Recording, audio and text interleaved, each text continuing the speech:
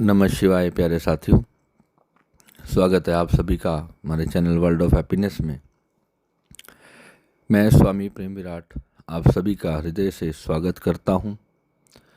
आज एक बहुत ही ज़रूरी इन्फॉर्मेशन मैं आप सभी के साथ साझा करना चाहता हूं।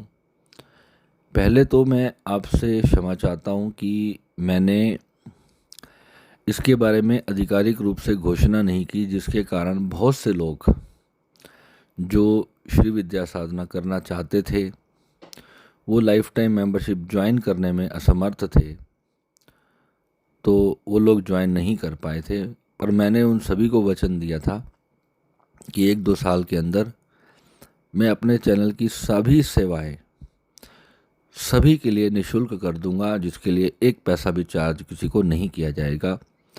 उसका कुछ कारण था कि जब मैंने अपना चैनल स्टार्ट किया तो मैं अपनी फैमिली की रिस्पॉन्सिबिलिटीज़ को छोड़ नहीं सकता था, मगर इसका ये कारण नहीं था कि श्री विद्या जैसी बेशकीमती अमूल्य दौलत को शेयर करने के लिए किसी प्रकार का कोई चार्ज आपसे लिया जाए।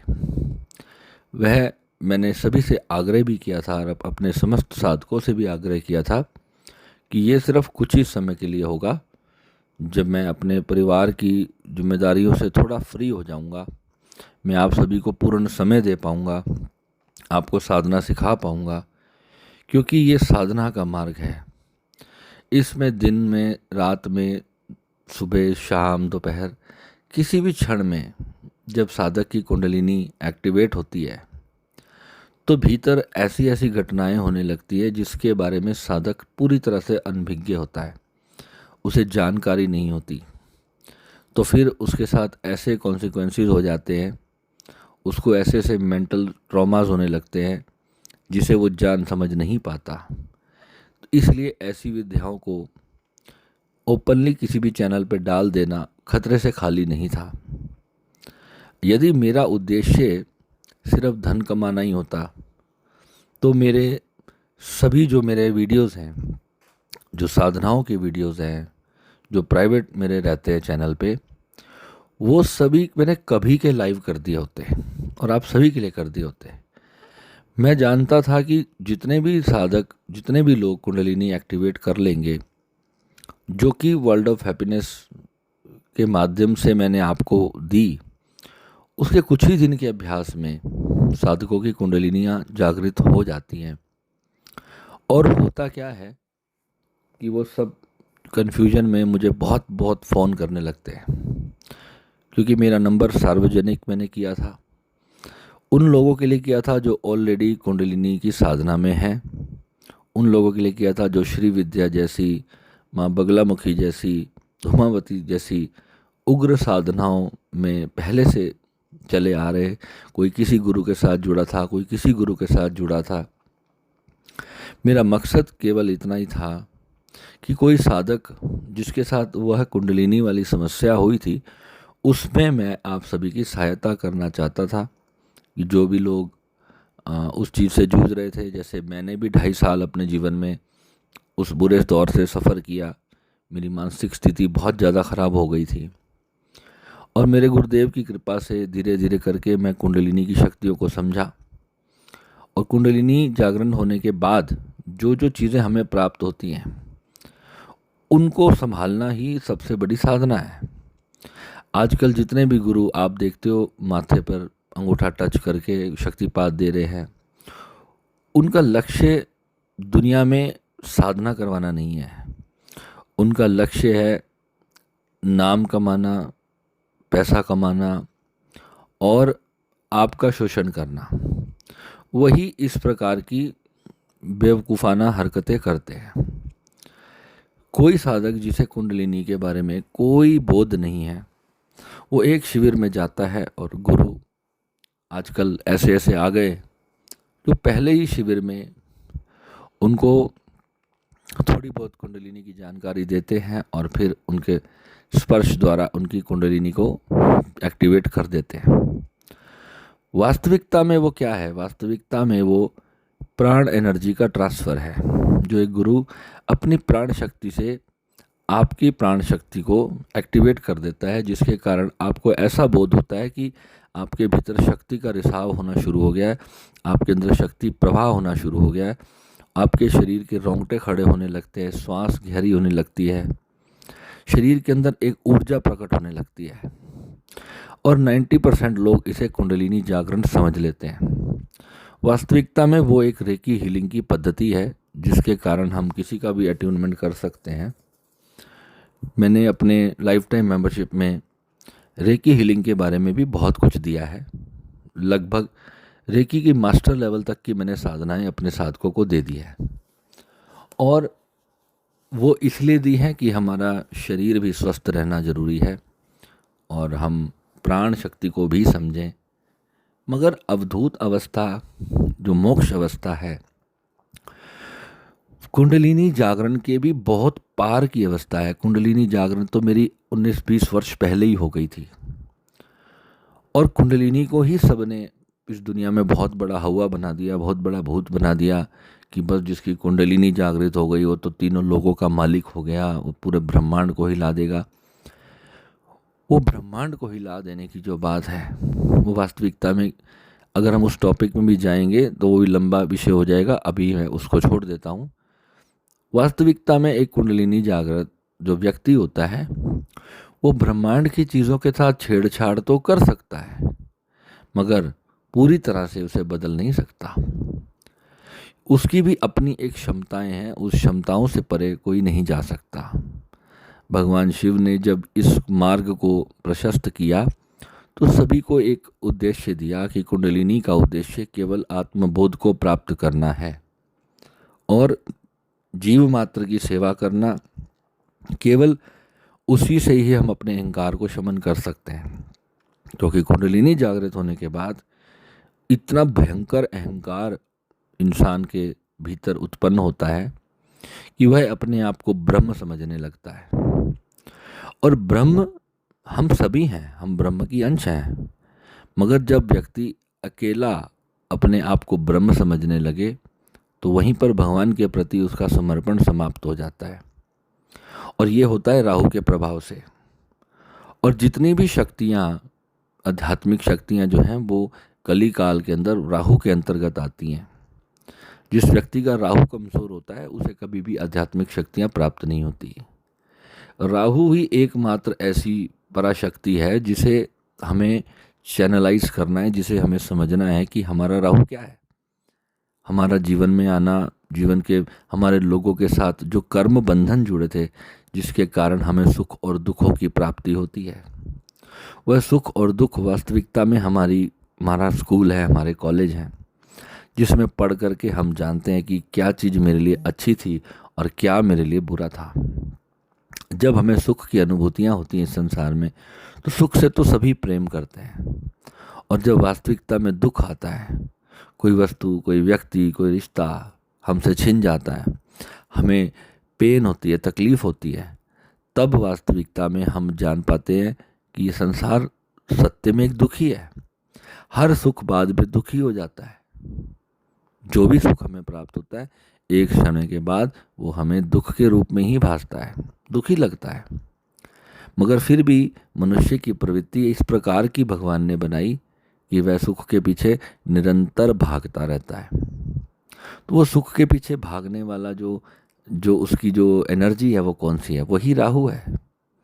राहु जिस भाव में होता है उसी के सुख उसकी जीवन की यात्रा बन जाता है, वही हमारे जीवन का सोल एजेंडा बन जाता है।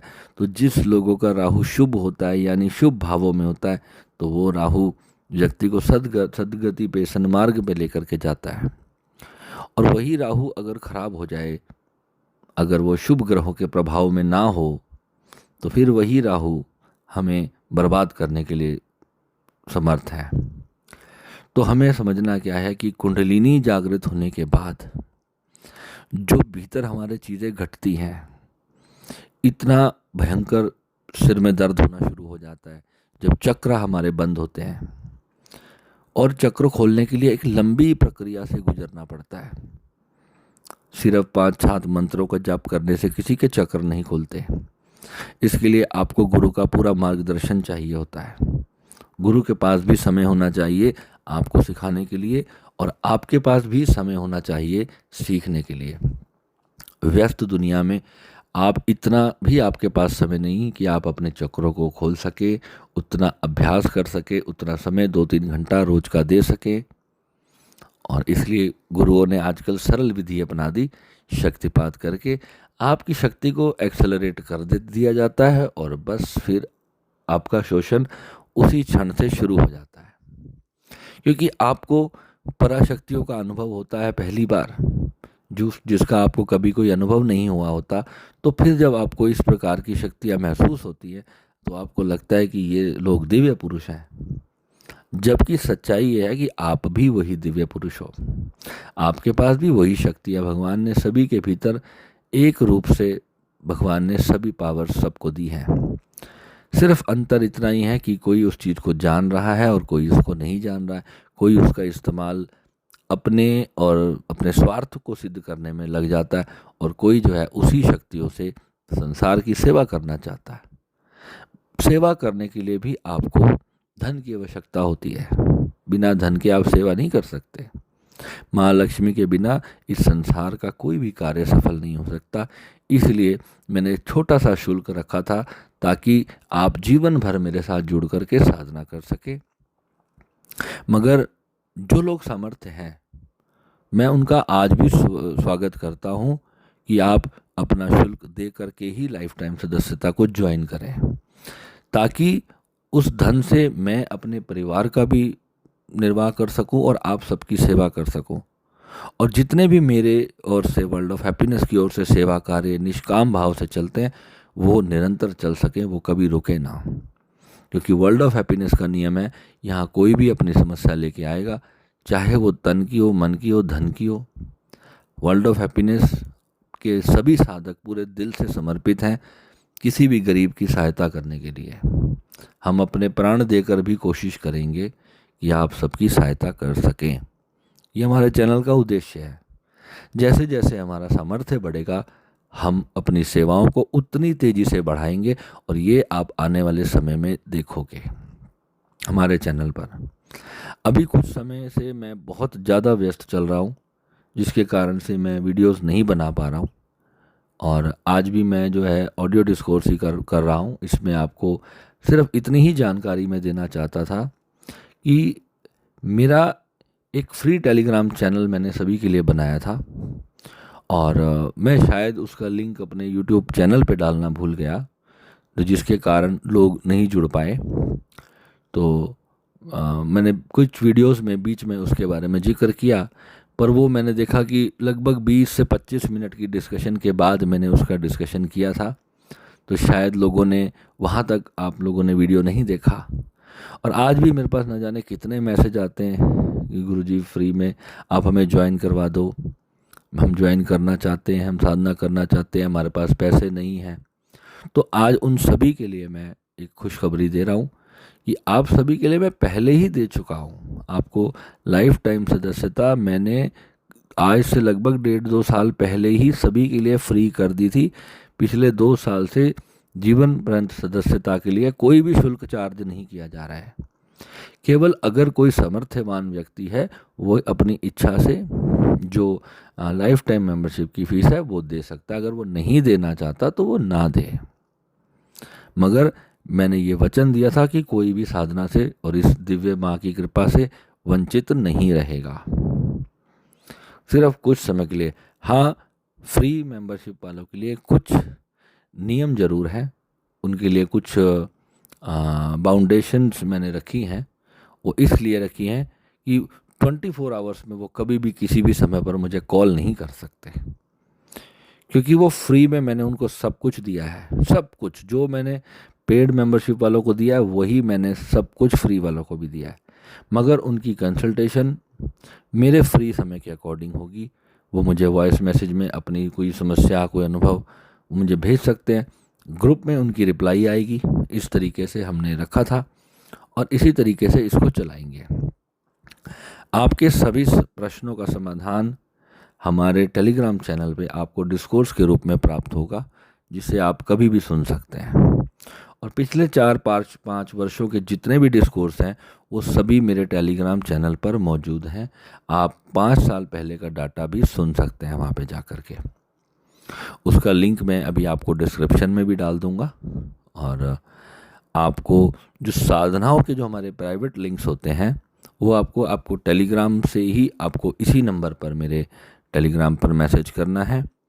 तो आपको साधनाओं के डे 1 से आपका जो पूरा शेड्यूल होगा साधना का, कि जैसे हमारा 21-21 दिन की साधनाएं होती हैं, एक साधना को हम 21 दिन तक करते हैं, एक प्रोसेस को 21 दिन करते हैं, चाहे फिर उसमें कोई कुंडलिनी जागरण का ध्यान हो या उसके अंदर शक्तिपात दीक्षा हो या श्री विद्या हो या फिर कोई भी साधना हो। 21 दिन का प्रावधान मैंने मिनिमम रखा है एक साधना के लिए। और जितने भी उसमें लगभग 45-46 स्टेप्स हैं वो सारे स्टेप्स आपको 21-21 दिन तक फॉलो करने होते हैं।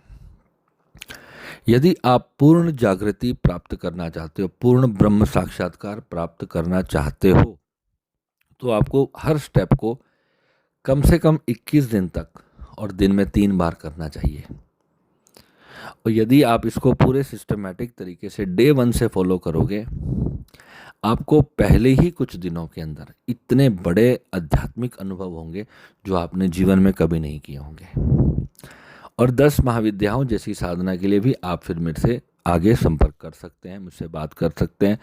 जो भी माँ भगवती की दिव्य साधनाएं करना चाहता है और माँ भगवती के रूप का, उनके पराशक्ति का अनुभव करना चाहता है, अपने जीवन का कल्याण करना चाहता है, ना सिर्फ आर्थिक रूप से बल्कि आध्यात्मिक रूप से, मानसिक रूप से और अपनी भावनात्मक रूप से माँ के साक्षात्कार को करना चाहता है, और इस संसार की अधिष्ठात्री, इस ब्रह्म को, इस ब्रह्मांड को बनाने वाली माँ भगवती, माँ आद्य शक्ति का प्रेम प्राप्त करना चाहता है। और माँ का प्रेम तो आप सभी के लिए निरंतर बरस रहा है।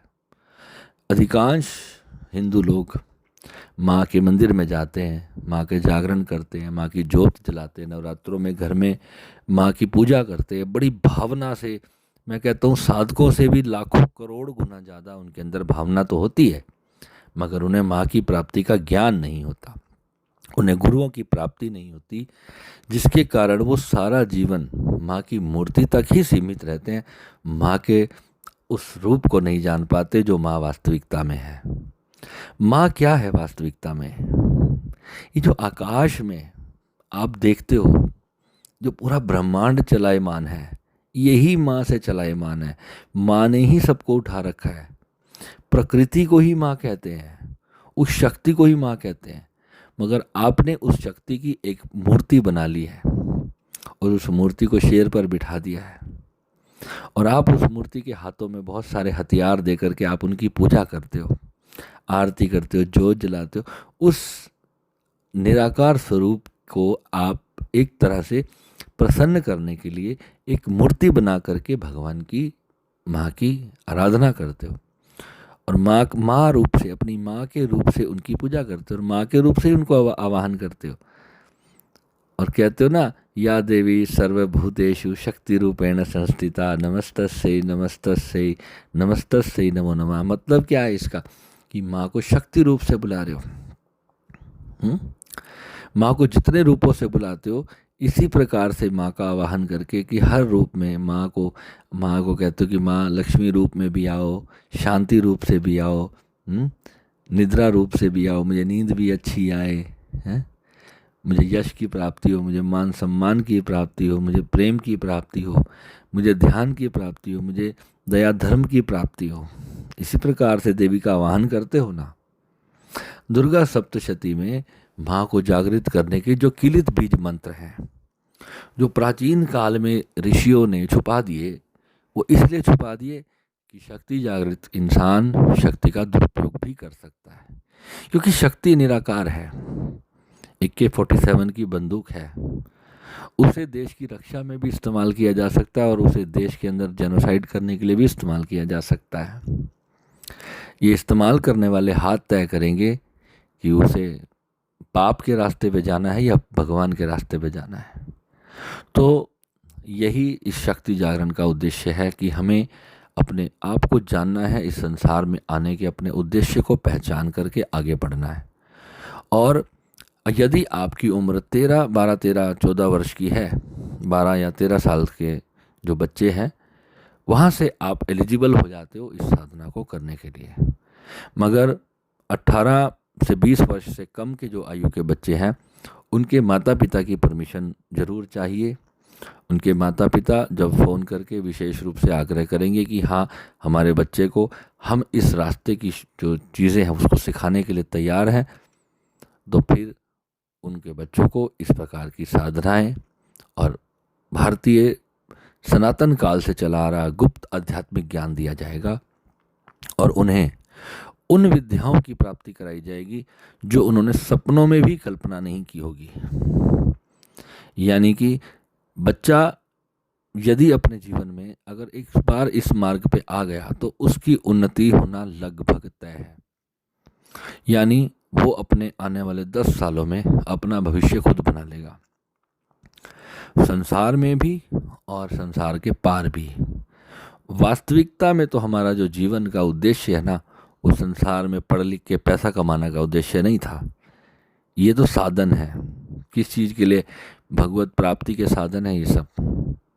हमें धन की आवश्यकता सिर्फ इसलिए है कि हम अपने शरीर को थोड़ा सा आराम दे सकें, मगर हम सिर्फ शरीर के आराम में ही खो गए और इसी के लिए ही हमने अपने पूरे जीवन का ही त्याग कर दिया।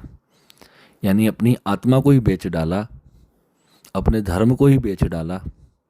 आज सनातन जिस खतरे में तुम्हें जाता हुआ दिखाई दे रहा है ना, उसका कारण सिर्फ इतना ही है कि तुम्हारे बच्चों के पास अध्यात्म की शिक्षा नहीं है, तुम्हारा ज्ञान लुप्त हो गया है। अगर तुम्हारे बच्चों के पास सच में वो ज्ञान होता, अगर तुम्हारे पंडितों ने दिया होता, पंडितों को ही नहीं है। मैं देखता हूँ मंदिरों में बहुत बड़े बड़े उम्र के ब्राह्मण हैं, पर अध्यात्म के नाम पर उनके पास जीरो ज्ञान है। उन्हें दुनिया भर के संस्कृत के मंत्र तो आते हैं, मगर उनको उन मंत्रों का किसी का अर्थ ही नहीं पता है। आप अपने घर के पास के किसी मंदिर में चले जाना और उस ब्राह्मण से कुछ मंत्रों की हिंदी पूछना, इसका मतलब बताओ। वो तुम्हें तोते की तरह रट के तो पूरा सुना देगा, मगर उसे उसका अर्थ नहीं पता होगा। अगर किसी को अर्थ पता भी होगा तो आप उसको देखना, उससे पूछना कि क्या तुमने अपने जीवन में ये किया, क्या इसको अपनाया।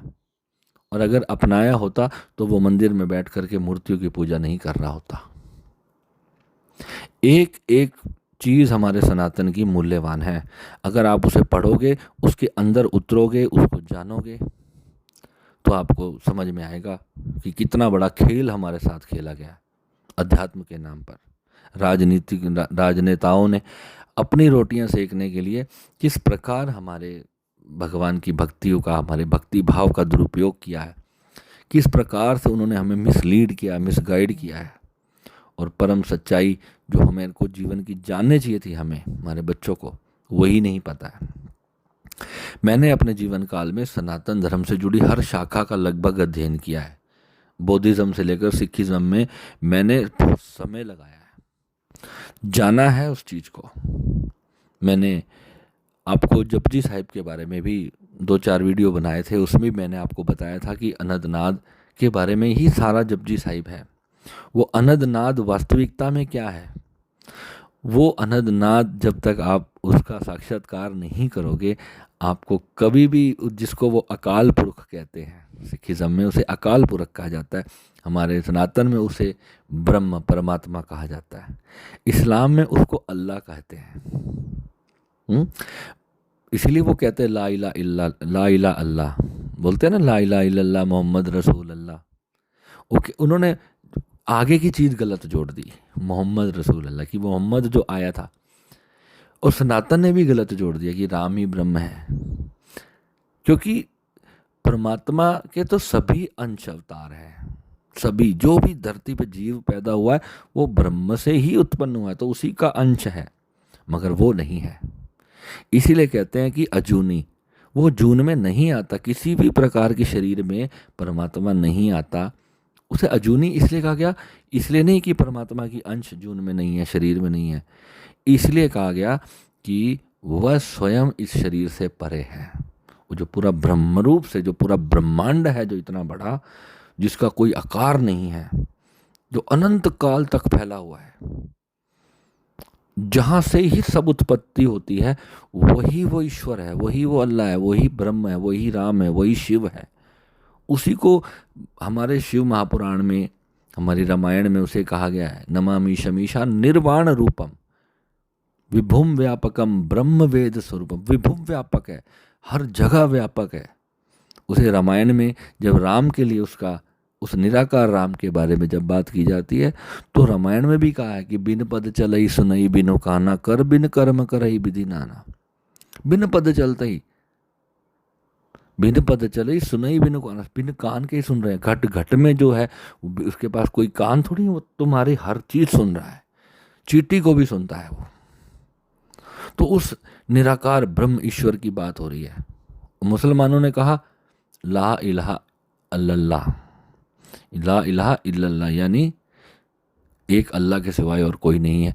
बिल्कुल सत्य बात है, मगर वो ये भूल गए कि राम भी अल्लाह ही है, गुरु नानक भी अल्लाह ही है, सब कुछ अल्लाह ही है, सब कुछ शिव ही है। शिव अल्लाह है, अल्लाह शिव है, राम शिव है, शिव राम है। यानी पानी को तुम वाटर कहो, जल कहो, ये मूर्खता जो हमने फैलाई है अपने समाज में, कोई अगर आगे नहीं आएगा इसे समझाने के लिए, तो ये मार काट निरंतर चलती रहेगी। ये भेद जब तक इस्लाम के लोग नहीं समझेंगे, अगर हिंदू ये सोचें कि हम इस्लाम को मिटा करके हम अपना ब्रह्म स्थापित कर लेंगे, तो वो भी नहीं हो पाएगा। इस्लाम के लोग ये सोचें कि हम सर्व धर्मों को मार डालेंगे, ख़त्म कर देंगे, वो भी नहीं होगा, वो भी मरेंगे। अगर वो उनके 100 लोगों को मारेंगे तो 50 तो उनके भी मरेंगे। तो अरबों करोड़ों लोगों की हत्याओं करने के बाद अगर तुम ये सत्य जानो, जिसे मात्र कुछ दिनों की साधना से जाना जा सकता है, और मरने के बाद जन्नत की इच्छा लेकर के बैठे हैं, पाप प्रभाव में आ चुके हैं। अरे जो जन्नत भगवान ने बनाई है, तुम उस जन्नत को तो तुमने जहन्नुम बना दिया है, इस संसार को तो नरक बना दिया है, चारों तरफ खून ही खून बिखेर दिया है। ये धरती भगवान का स्वर्ग है, भगवान का आंगन है।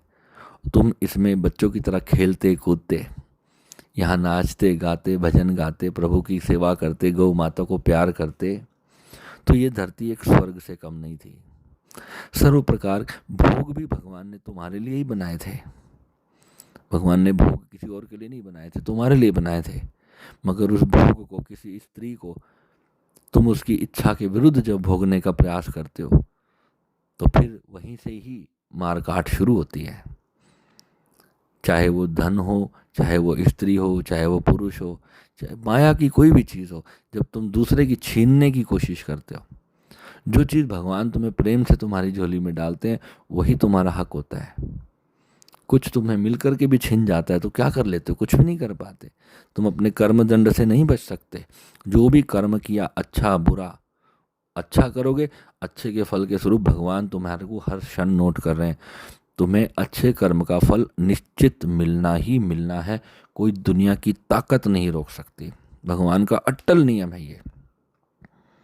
और अगर तुम बुरा कर रहे हो, अपनी वासना में विषय पूरे करने के लिए किसी के साथ दुर्व्यवहार कर रहे हो, किसी के साथ बुरा कर रहे हो, तो ये मत सोचो कि वो आज असहाय है तो ऊपर कोई शक्ति नहीं है तुम्हारा बदला लेने वाली।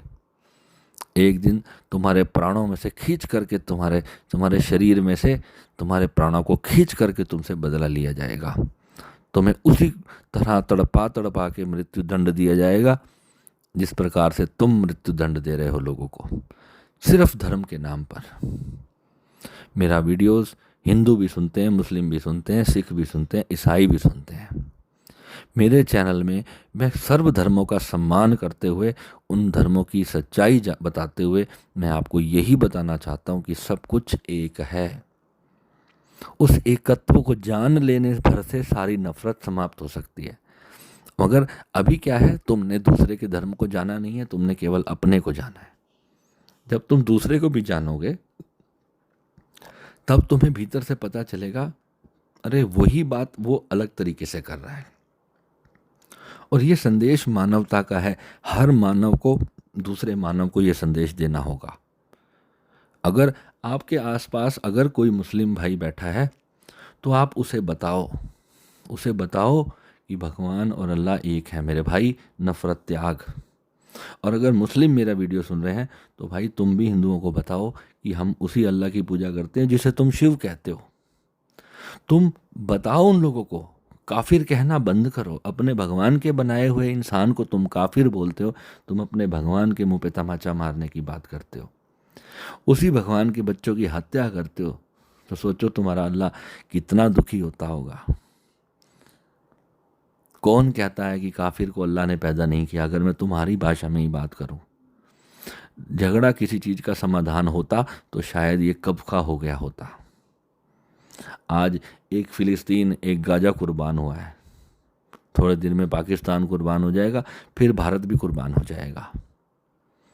जहां जहां आप नफरत पनपेगी वहां वहां विनाश होगा। बचना पड़ेगा, संभालना पड़ेगा अपने बच्चों के सुनहरे भविष्य के लिए। उस अध्यात्म की नींव को स्ट्रांग करना पड़ेगा जो हमारे भारत की, हमारे सनातन की असली ताकत है। अगर हम एक दूसरे के धर्म का सम्मान नहीं करेंगे, एक दूसरे के जो भी हमारी भावनाएं हैं धार्मिक, अगर हम उसका सम्मान नहीं करेंगे तो कभी हम परम सत्य को प्राप्त नहीं कर सकते। तो मैं अपना, मुझे पता है इस जंगल की आग को बुझाने के लिए मेरी चिड़िया में, एक छोटा सा चिड़िया की चोंच में कितना पानी आएगा, मैं शायद कुछ भी नहीं कर पाऊंगा, मगर फिर भी मैं अपने जीवन के रहते आप सभी को जो मैंने अपने जीवन से प्राप्त किया है, मैं आप सबको आज से निःशुल्क प्रदान करूंगा। और आप सबसे निवेदन करता हूं कि आप इन साधनाओं को जन जन तक पहुंचाने का कार्य करो।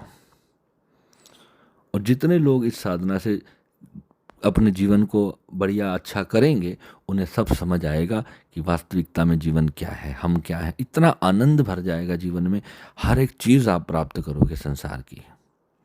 संसार के सर्वभोग और मोक्ष को देने वाली माँ ललितांबा त्रिपुर सुंदरी श्री विद्या है। और आप जब इसके बारे में अध्ययन करोगे तो आपको पता चलेगा सनातन में सबसे सर्वोच्च कोटि की साधना मानी गई है। यानी सब कुछ इससे नीचे ही है। जो भूपुर है त्रिपुर का, उसकी सर्वोच्च कोटि पे सर्वोच्च बिंदु जो है वो माँ आद्य शक्ति है। और वहीं से सारा ब्रह्मांड उत्पन्न हुआ है। समस्त देवी देवता सब माँ से, जगत जननी उसे क्यों कहा गया? इसीलिए कहा गया जगत की जननी है। वहीं से सारा विस्तार हुआ है इस पूरे ब्रह्मांड का।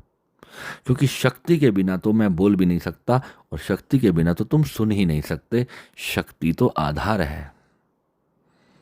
शिव की शक्ति, आप कहोगे अल्लाह की शक्ति, तो अल्लाह की शक्ति कह लो, मैं कहूँगा अकाल पुरख की शक्ति। शक्ति तो शक्ति है, ताकत, पावर, ऊर्जा। उस एनर्जी से ही तुम्हारा अस्तित्व बना है। तुम भोजन करते हो, एनर्जी मिलती है, पानी पीते हो, एनर्जी मिलती है ना? एनर्जी के बिना कुछ नहीं होता ना। तुम अपने इस हार्ड मास के बने हुए शरीरों को बड़े ध्यान से देखो। क्या तुम किसी फैक्ट्री में ऐसा शरीर बना सकते हो? ये उस शक्ति से बना है।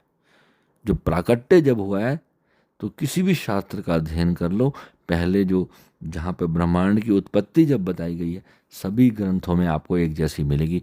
हर धर्म ग्रंथ की एक ही जैसी थ्योरी क्यों है? अरे कोई टोपी लगा के, कोई तिलक लगा के, कोई चोटी लगा के, कोई जनेऊ पहन के तुमने इंसान को डिवाइड कर दिया। परम सत्य जानो, तुम्हारी आत्मा तो एक ही है। क्या हिंदू जब पानी पीता है और मुसलमान पानी पीता है, तो क्या भगवान ने उन दोनों के स्वाद अलग अलग रखे? क्या दोनों को अलग अलग महसूस होता है? एक को सुई लगती है, दूसरे को सुई लगती है, तो क्या ऐसा होता है कि एक को दर्द नहीं होता? वो मुसलमान अल्लाह ने बनाया था, बाकी जो दूसरा स्ट्रक्चर है वो हिंदू स्ट्रक्चर है, वो किसी और ने बनाया। ये मूर्खता वाली बात कब समझेगा हिंदुस्तान या पूरा दुनिया? आज हिंदू पूरी तरह से समाप्त होने के कगार पे चला गया है। उसका कारण सिर्फ इतना है कि उनके पास अपने धर्म की रोशनी नहीं है। और आप सब अगर मेरे जैसे लोगों का साथ भी नहीं देना चाहते, तो आप पूरा निपटने के लिए तैयार हो जाओ। कोई दुनिया की ताकत फिर आपको नहीं बचा सकती। हम तो बोल बोल के चले जाएंगे, मगर आपको समझना है अपने धर्म के रक्षा करनी है। तभी धर्म आपकी रक्षा करेगा। जो अपने धर्म की रक्षा नहीं करता, धर्म उसकी रक्षा नहीं करता। ठीक है, आप जितने मर्जी हनुमान चालीसा पढ़ लो, कभी आपने देखा बांग्लादेश में हिंदुओं को बचाने आए क्या हनुमान? नहीं आए। वो शक्तियाँ कुछ और उद्देश्य है उनका। वो शक्तियाँ जो हैं, जितने भी देवी देवता हैं, वो सब चैतन्य रूप से आपका काम करते हैं। वो चैतन्य है। उसी चैतन्य को जब तुम बिगाड़ लेते हो अपने लिए, तो वही तुम्हारा सर्वनाश कर देता है। और तुम्हें लगता है कि ये तो मुसलमानों ने मार दिया, ये उस धर्म के लोगों ने मार दिया, उस धर्म के लोगों ने मार दिया। ऐसा नहीं होता है। किसी एक हिंदू की भी रक्षा नहीं करी कृष्ण भगवान ने या राम ने या हनुमान ने। बांग्लादेश में नारियल की तरह काट दिए गए, मूली की तरह। किसी ने रक्षा नहीं करी। कोई तुम्हारा भगवान बचाने नहीं आया, यहाँ भी नहीं आएगा। क्यों? तुमने अपने धर्म को त्याग दिया है। अगर यदि अभी भी अपने धर्म को नहीं समझे और आज से अपने घर के आसपास सभी मंदिरों में सब इकट्ठा होना शुरू नहीं हुए, संध्या को अपने धर्म की सीख देने बच्चों को शुरू नहीं करी, तो वे याद रखो, आने वाला समय तुम्हारा फ्यूचर पूरी तरह से तबाह और बर्बाद होने वाला है। ठीक है, तो टेलीग्राम का लिंक आपको इसमें नीचे डिस्क्रिप्शन में मिल जाएगा और मेरा व्हाट्सएप नंबर भी वहाँ पर है। एस्ट्रोलॉजी की कोई कंसल्टेंसी है, उसके लिए आप वो शुल्क दे करके आप अपनी जन्म पत्रिका भी दिखा सकते हो। पूरी सच्चाई और ईमानदारी के साथ, पूरी मेहनत के साथ आपकी जन्म पत्रिका देखी जाती है। उसके बारे में जो जानकारी है फिर कभी मैं अलग से वीडियो में बता दूंगा। अभी फ़िलहाल आज का जो उद्देश्य था वो संपूर्ण हुआ। आपको जीवन पर्यंत सदस्यता, श्री विद्या जैसी और जितनी भी साधनाएं मेरे गुरुदेव द्वारा मुझे प्राप्त हुई हैं, वो सभी आप सबके लिए टोटल निःशुल्क कर दी जा चुकी हैं। आप सब उसके लिए मुझे व्हाट्सएप पे या मेरे टेलीग्राम पे मैसेज करके लिंक प्राप्त कर सकते हैं। नमः शिवाय।